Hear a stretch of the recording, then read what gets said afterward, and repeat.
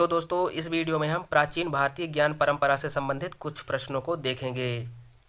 जैसे किस प्रकार से प्रश्न बनते हैं, कैसे कैसे प्रश्न पूछते हैं, तो इन सभी की जानकारी हासिल करेंगे। दोस्तों अगर आप लोगों ने प्राचीन भारतीय परंपरा की डिटेल वाली वीडियो नहीं देखे हैं तो उस वीडियो को ज़रूर देख लें, जिससे आप लोगों को इस वीडियो में समझने में आसानी हो। इस वीडियो को जो है तो समझने में आसानी हो, प्रश्न जो है तो आप लोगों के अच्छे से समझ में आए और उनके उत्तर जो है तो आप लोग दे सकें। तो दोस्तों प्राचीन भारतीय ज्ञान परंपरा से संबंधित पहले पार्ट को देखना ना भूलें। तो चलिए वीडियो को शुरू करते हैं। दोस्तों पहला प्रश्न है, निम्नलिखित में से कौन दर्शन शास्त्र की शाखा नहीं है? इनमें से दोस्तों कौन सी दर्शन शास्त्र की शाखा नहीं है? तो इसका राइट आंसर हो जाएगा दोस्तों ज्योतिष। ज्योतिष दर्शन शास्त्र की शाखा नहीं है। तत्व मीमांसा, मूल्य मीमांसा, ज्ञान मीमांसा, ये तीनों जो हैं तो दर्शन शास्त्र की शाखाएं हैं। अगला प्रश्न है दोस्तों, वैदिक शिक्षा का प्राथमिक लक्ष्य क्या है? दोस्तों वैदिक शिक्षा का जो है तो प्राथमिक लक्ष्य था मुक्ति यानी कि मोक्ष। वैदिक शिक्षा मोक्ष के लिए प्राथमिक लक्ष्य था। अगला प्रश्न है दोस्तों, भारत में सबसे पुराना विश्वविद्यालय कौन सा माना जाता है? दोस्तों भारत का सबसे पुराना विश्वविद्यालय कौन सा माना जाता है? तो इसका राइट आंसर हो जाएगा दोस्तों तक्षशिला। भारत का सबसे पुराना विश्वविद्यालय तक्षशिला था। दोस्तों नालंदा विश्वविद्यालय, विक्रमशिला विश्वविद्यालय, तक्षशिला और वल्लभीपुर, इनके अलावा जितने भी प्राचीन भारत में विश्वविद्यालय थे उन सभी को जो है तो प्राचीन भारतीय ज्ञान परंपरा की प्रथम पार्ट में, पहले पार्ट में जो है तो इन सभी के डिटेल के बारे में समझाया गया है। तो डिटेल वीडियो आप लोग अवश्य देखें। इसके बाद है दोस्तों, विश्व का प्राथमिक प्लास्टिक सर्जन किसे माना जाता है? विश्व का प्रथम प्लास्टिक सर्जन, तो दोस्तों इसका राइट आंसर हो जाएगा सुश्रुत को, महर्षि सुश्रुत को। इन्होंने सबसे पहले नाक की सर्जरी की थी। सबसे पहले जो है तो विश्व में प्लास्टिक सर्जन इन्हें कहा जाता था। इन्होंने प्लास्टिक सर्जरी की थी नाक की।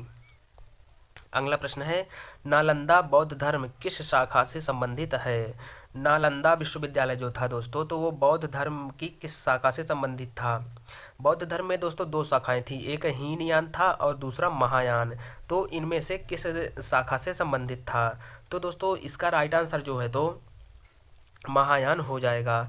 नालंदा बौद्ध धर्म जो है तो महायान शाखा से संबंधित था। अगला प्रश्न है दोस्तों, नालंदा विश्वविद्यालय में प्रयुक्त प्राथमिक भाषा कौन सी थी? नालंदा विश्वविद्यालय में प्रयोग होने वाली प्राथमिक भाषा कौन सी थी दोस्तों? तो ये पाली भाषा थी। अगला प्रश्न है दोस्तों, प्राचीन भारत में अग्रहार शब्द का क्या अर्थ था? दोस्तों प्राचीन भारत में अग्रहार का शब्द था ब्राह्मणों को उपहार स्वरूप दिया गया गांव। ब्राह्मणों को उपहार के रूप में दिया गया गांव या फिर कोई जमीन हो, इन सभी चीज़ों को जो है तो अग्रहार के नाम से जाना जाता था। अग्रहार का मतलब था दोस्तों कि उपहार के रूप में जो है तो कोई गांव दे दिया जाए या फिर कोई ज़मीन दे दी जाए। ब्राह्मणों को दिया जाता था, जो अशिक्षित लोग थे उन्हें शिक्षित करने के लिए और शिक्षा का केंद्र बनाने के लिए। दोस्तों इसमें एक बात और आप लोगों को ध्यान रखना था कि ये जो अग्रहार के रूप में ज़मीन या गांव दिया जाता था तो ये कर मुक्त रहता था, इसमें कोई टैक्स नहीं लगता था। ब्राह्मणों को जो ज़मीन दी जाती थी तो ये कर मुक्त रहती थी, कोई भी इसमें टैक्स नहीं लगता था। तो इसको आप लोगों को अच्छे से ध्यान रखना है। अगला प्रश्न है दोस्तों, कौन सा चीनी यात्री नालंदा विश्वविद्यालय में 18 महीने तक रहा था, यानी कि 18 महीने तक उसने शिक्षा ग्रहण की थी नालंदा विश्वविद्यालय में चीनी यात्री? तो दोस्तों इसका नाम है हेनसांग।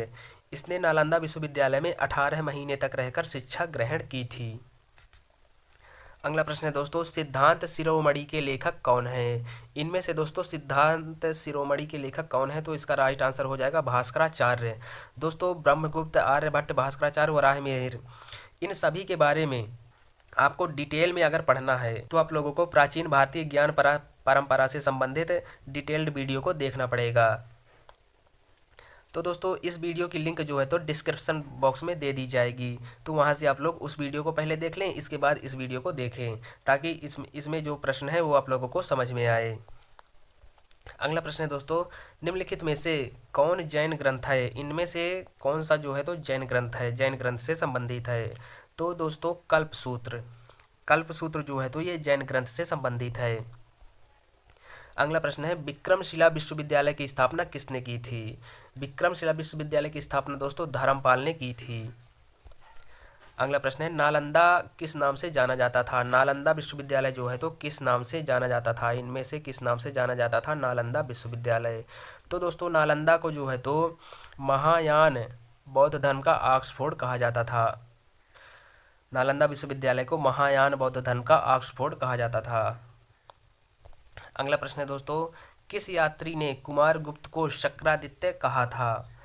किस चीनी यात्री ने कुमार गुप्त को शक्रादित्य का नाम से संबोधित किया था? तो इसका राइट आंसर होगा दोस्तों फाहियान ने। फाहियान ने कुमार गुप्त को शक्रादित्य कहा था। फाहियान की पुस्तक का नाम दोस्तों आप लोगों को ध्यान रखना है फोक्यू की। फोक्यू की इसी पुस्तक में इसने जो है तो कुमार गुप्त को शक्रादित्य के नाम से संबोधित किया है। अगला प्रश्न है दोस्तों पृथ्वी अपनी धुरी पर घूमती है, यह प्रस्ताव करने वाला पहला भारतीय कौन था? पृथ्वी अपने धुरी पर घूमती है यानी कि जहाँ पर है पृथ्वी वहीं पर घूमती है, तो यह पहला प्रस्ताव जो है तो आर्यभट्ट ने दिया था। तो दोस्तों इनके बारे में आप लोगों को डिटेल से समझने के लिए डिटेल वाली वीडियो देखना पड़ेगा, उसमें सारी डिटेल मिल जाएगी, सारा डाउट क्लियर हो जाएगा। अगला प्रश्न है दोस्तों कौन सा विश्वविद्यालय हीनयान बौद्ध धर्म शिक्षा में विशेषता के लिए जाना जाता था? इनमें से ऐसा कौन सा विश्वविद्यालय था जो हीनयान बौद्ध शिक्षा में विशेषता के लिए जाना जाता था? तो इसका राइट आंसर होगा दोस्तों वल्लभीपुर।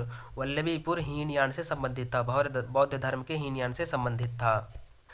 आचार्य विमल सूरी ने कौन सा जैन ग्रंथ लिखा था? इनमें से दोस्तों आचार्य विमल सूरी ने कौन सा जैन ग्रंथ लिखा है? तो दोस्तों इसका राइट आंसर होगा पौमचर्यम। पौमचर्यम नामक ये जैन ग्रंथ है, पौमचर्यम जैन ग्रंथ है, इसे विमल सूरी ने लिखा था। अगला प्रश्न है दोस्तों उपनिषद। उपनिषद का शाब्दिक अर्थ क्या है? तो दोस्तों इसका राइट आंसर हो जाएगा गुरु के पास बैठना। उपनिषद का शाब्दिक अर्थ है गुरु के पास बैठना। अगला प्रश्न है दोस्तों अद्वैत दर्शन का संस्थापक किसे माना जाता है? अद्वैत दर्शन का संस्थापक किसे माना जाता है? तो इसका राइट आंसर होगा आदि शंकराचार्य को। आदि शंकराचार्य को जो है तो अद्वैत दर्शन का संस्थापक माना जाता है। अगला प्रश्न है दोस्तों विक्रमशिला विश्वविद्यालय की स्थापना किस राजवंश से संबंधित थी? तो दोस्तों इसका राइट आंसर हो जाएगा पाल वंश। पाल वंश से संबंधित था विक्रमशिला विश्वविद्यालय की स्थापना। अगला प्रश्न है दोस्तों गणित पर एक ग्रंथ लीलावती के लेखक कौन है? लीलावती के लेखक कौन है? तो दोस्तों भास्कराचार्य हैं लीलावती के लेखक। अगला प्रश्न है दोस्तों ब्रह्मस्फुट सिद्धांत के लेखक कौन थे? दोस्तों ब्रह्मस्फुट सिद्धांत के लेखक थे ब्रह्मगुप्त, तो इसको आप लोगों को ध्यान रखना है। ब्रह्मस्फुट सिद्धांत के लेखक थे ब्रह्मगुप्त। अगला है दोस्तों बृहद संहिता की रचना किसने की? बृहद संहिता की रचना किसने की? तो वराह मिहिर ने। बृहद संहिता की रचना वराह मिहिर ने की थी। अगला प्रश्न है दोस्तों यूनानी शब्द एरीथ्रियन का अर्थ क्या है? दोस्तों यूनानी शब्द एरीथ्रियन का अर्थ है लाल सागर। इसको आप लोगों को ध्यान रखना है। एरीथ्रियन जो है तो ये यूनानी यानी कि ग्रीक शब्द है, इसका हिंदी अर्थ होता है लाल सागर। दोस्तों इसमें समुद्री यात्रा जो है तो ये पेरी प्लस शब्द का अर्थ है। पेरी प्लस शब्द का अर्थ है समुद्री यात्रा, तो इसको भी आप लोगों को ध्यान रखना है। इसके बाद अगला प्रश्न है दोस्तों इनमें से किसके अनुसार तक्षशिला में नेत्र चिकित्सा की जाती थी? दोस्तों किसके अनुसार, किसने कहा था कि तक्षशिला विश्वविद्यालय में नेत्र चिकित्सा भी की जाती थी? तो इसका राइट आंसर हो जाएगा दोस्तों अश्वघोष के अनुसार। इन्होंने कहा था कि तक्षशिला में नेत्र चिकित्सा भी की जाती है। तो इन सभी को आप लोगों को अच्छी तरीके से ध्यान रखना है। इसके बाद है दोस्तों नालंदा विश्वविद्यालय के नए परिसर का उद्घाटन कब हुआ था? तो दोस्तों 19 जून 2024 को नरेंद्र मोदी ने किया था नालंदा विश्वविद्यालय के नए परिसर का उद्घाटन।